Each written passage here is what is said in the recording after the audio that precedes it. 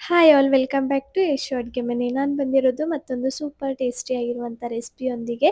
ಚುರುಮುರಿ ಸುಸ್ಲಾ ರೆಸಿಪಿ ಹೆಂಗೆ ಮಾಡೋದು ಅಂತ ನೋಡೋಣ ಬನ್ನಿ.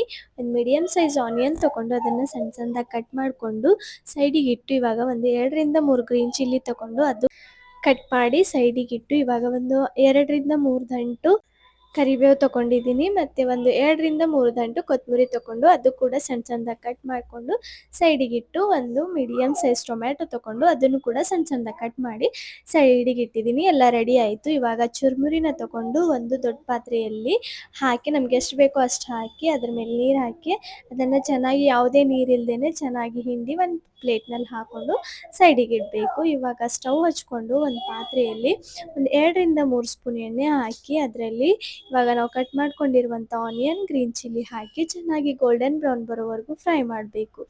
ಫ್ರೈ ಮಾಡಿದ ಮೇಲೆ 1 ಕಪ್ನಷ್ಟು ಶೇಂಗಾನ ಹಾಕ್ಕೊಂಡಿದ್ದೀನಿ. ಅದನ್ನು ಕೂಡ ಚೆನ್ನಾಗಿ ಕ್ರಿಸ್ಪಿ ಆಗೋವರೆಗೂ ಫ್ರೈ ಮಾಡಿ ಆಮೇಲೆ ಕರಿಬೇವನ್ನ ಸೇರಿಸ್ಕೋಬೇಕು. ಕರಿಬೇವು ಸೇರಿಸ್ಕೊಂಡಿದ್ಮೇಲೆ ಇವಾಗ ನಾವು ಕಟ್ ಮಾಡ್ಕೊಂಡಿರುವಂತಹ ಟೊಮ್ಯಾಟೊನ ಸೇರಿಸ್ಕೊಂಡು ಅದರಲ್ಲಿ ರುಚಿಗೆ ತಕ್ಕಷ್ಟು ಉಪ್ಪು ಮತ್ತು ಒಂದು ಅರ್ಧ ಸ್ಪೂನು ಅರಿಶಿನ ಹಾಕಿ ಚೆನ್ನಾಗಿ ಟೊಮ್ಯಾಟೊ ಸಾಫ್ಟ್ ಆಗೋವರೆಗೂ ಬೇಯಿಸಬೇಕು.